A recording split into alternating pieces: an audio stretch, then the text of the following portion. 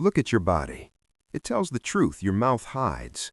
Low energy, no strength, no control, and you wonder why your mind feels weak, why you overthink, why confidence disappears when pressure hits. Your mind didn't fail first, your body did.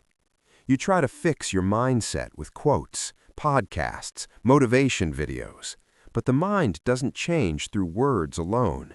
It changes through action. Build your body properly, and your mind will follow.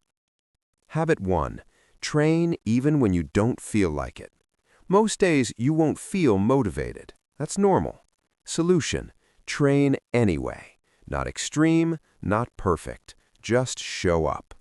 Every session you complete teaches your mind one thing: I don't quit when it's uncomfortable.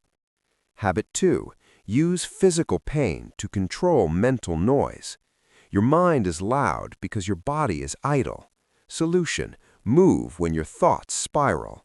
Lift, run, push. Physical effort shuts down mental chaos. The body leads, the mind obeys. Habit 3. Eat like you respect yourself. You feed your body carelessly and expect focus and discipline. It doesn't work like that. Solution: eat simply. Protein, water, real food. Every clean meal is a vote for a stronger version of you. Habit 4. Fix your posture, fix your presence. You walk like you're unsure of yourself, shoulders down, head low.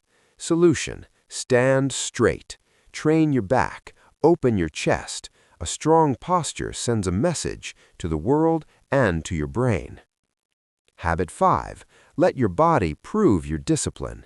Talking feels good, results feel better. Solution: measure progress physically. Stronger lifts, better endurance, improved sleep. Your body becomes proof that you do what you say.